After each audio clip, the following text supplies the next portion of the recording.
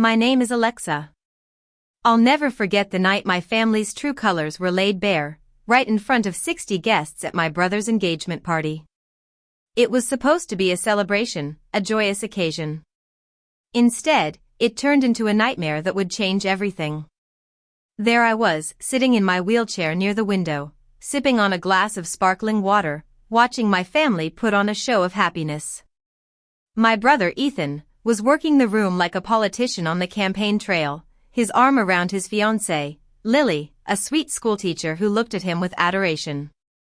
My father, Henry, held court by the bar, exuding an air of authority. And my mother, Grace, flitted around the tables, fussing over the flowers that didn't need any adjusting. Then came the toasts. Ethan tapped his fork against his glass, and the room fell silent. He thanked everyone for coming and praised Lily until she blushed. And then, out of nowhere, he turned to me and said, with a feigned tenderness, "And my sister Alexa, who's had it harder than she lets on." The room turned to look at me, and I forced a smile, waiting for the inevitable. A kind woman, one of Lily's aunts, leaned towards me and asked gently, "Honey, can I ask what happened? Were you born this way, or was it the accident I heard about?" I answered her plainly, "It was a car accident 2 years ago. Someone hit me and drove off." That simple sentence was like a match to dry grass. Ethan, who had been drinking since before the guests arrived, turned red in the face and shouted, "Oh, here we go. Don't, Alexa. Not tonight." I hadn't said anything to him, but he couldn't let it go. He threw his arm wide and announced to the room, "She's faking it for sympathy. She always has. She put herself in that chair and she's been blaming this family for it ever since." The band stopped playing, and a glass was set down hard. 60 pairs of eyes swung between Ethan and me, and the kind aunt covered her mouth in shock. My father crossed the room quickly. He needed to shut down the situation, and his solution was to crush the smaller party, me. He stood over my chair, his back to the room, and said in a voice just loud enough to carry, "Sit there and be quiet. You have always been the family's biggest failure. And you are not going to ruin your brother's night to make yourself the center of attention."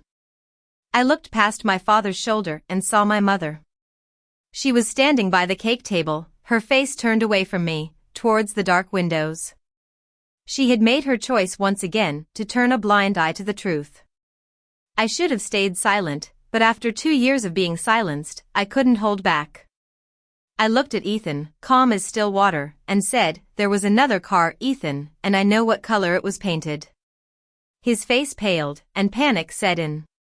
He lunged at me, grabbing the arms of my wheelchair and yanking hard. The chair tipped over, and I hit the floor with a thud.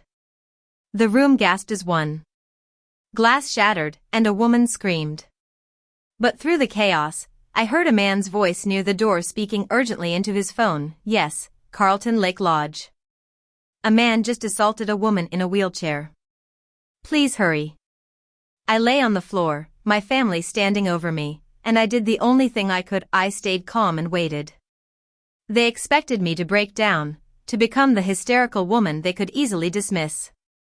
But I refused to give them the satisfaction. Slowly, I pushed myself up on one arm and righted my chair. A young waiter, not one of my family, helped me back into it. I thanked him evenly and said, "I've got it from here." My father was hissing at Ethan, trying to get him out of the room before the police arrived. My mother had finally turned around, her hands pressed to her chest, and Lily was in tears. The room was filled with whispers, and everyone was looking at me. For the first time, I saw doubt in my father's eyes. He asked, "What did you do?" It wasn't a question, it was a man feeling the ground shift beneath his feet. Just then, 5 officers walked through the double doors. The warm party light caught their badges and radios, and the whole room pulled back against the walls. The lead officer scanned the scene and asked, "Ma'am, are you hurt?" I reached into the... He pulled me out of my chair just now, and there are 60 witnesses. "This is the card of my attorney, Mr. Harris." The officer took the card, and I continued, 2 years ago, my brother struck my car with his truck and drove away, and my family paid to have the truck repainted. There's an open investigation. Detective Miller is in charge, and the case number is on the back of the card. The room exploded with noise. Ethan started shouting that I was lying, and my father's voice rose over his, insisting it was a private family matter. But I sat still, hands in my lap, knowing that the truth was finally about to be revealed. The lead officer stepped aside and spoke into his radio. When he came back, his demeanor had changed. He said to Ethan, "Mr. Smith, I need you to step outside with me." An old man near the door, Mr. Thompson, cleared his throat and stepped forward. He said, "I'll say it to anybody who's asking. I stood in that ditch 2 years ago, and I saw a dark pickup pull away from her car. I gave the plate to an officer that night, but nobody ever called me back." 60 faces absorbed this new information, and I could see the official story crumbling before their eyes. My father went pale, and my mother sat down hard in a folding chair. Ethan looked at me across the ruined party with an expression I'd waited 2 years to see, the look of a man who finally understood that the account had come due. I rolled my chair forward a little and said, very quietly, "You all kept telling me to let it go for the family. So, I did. I let go of the family." The officers walked Ethan out to the parking lot, and he was detained that night for assault. The older accident, the cover-up, and the repainted truck would take longer to resolve, but I knew that the truth was finally out. After most of the guests had left and the band had packed up in silence, my mother came to me. She knelt down beside my chair and whispered, "I knew. God forgive me, Alexa. I knew, and I let your father." She broke down in tears. I reached out and touched her shoulder once. I didn't forgive her, but I knew that even endings deserved a little mercy. Then I left. I rolled myself out through the double doors, down the ramp my mother had grudgingly arranged, and across the gravel lot to my car. I lifted myself in, broke down my chair, and stowed it beside me. As I drove home, I felt a sense of relief. 2 years of carrying a secret alone, and I'd finally set it down in a room full of people who could no longer pretend it didn't exist. Let me take you back 2 years. I live alone in a 1-story apartment about 25 minutes from the house I grew up in. I'm a paralegal, working from my kitchen table for 2 small firms. People tend to speak to me in a softer voice when they see my wheelchair, but I've stopped correcting them. My family, on the other hand, never bothered with kindness. They would call me to remind me not to bring up the past. 2 years ago, on a wet October night, I was driving home from work when I lost control of my car on County Road 12. The car rolled, and I spent 9 days in a coma. When I woke up, my spine was injured, and the official account of the accident had already been written and filed without me. My father had spoken to the responding officer, who was his poker buddy. My mother told the hospital social worker that I'd always been a nervous driver. Every time I tried to tell them about the truck I remembered, they dismissed me as confused. Eventually, they decided I was faking my injury for attention. My father was the owner of Smith Hauling, a successful trucking company. He built it from 1 truck and a second mortgage when I was a baby. By the time I grew up, it was a large operation, and he considered the company his true family. Ethan was set to inherit the business. Around the time of my accident, the company was chasing the biggest contract in its history, a regional distribution deal that would have doubled the fleet. My father was desperate to secure it, and he saw me as a liability. Every time I brought up the truck, he saw a threat to the contract. For 2 years, I let them think I'd given up. But then, I received a letter from my insurance company denying coverage for a better wheelchair. Buried in the denial letter was the key: I had the right to request my complete file. As a paralegal, I knew exactly how to ask and who to ask. I started filing requests for my hospital records, billing details, and the full incident file from the responding agency. I didn't tell my family. I knew they would try to stop me. It took about 3 weeks for my father to find out. Small towns have a way of leaking information. He sat me down at the dinner table and asked what I was doing. I told him I was appealing an insurance denial. He said, "That's not all. You're digging." I told him I had a right to my own records. My mother jumped in, asking why I would want to relive the past. My father then said, "Let it go for the family." But I knew what he really meant, let it go for the company.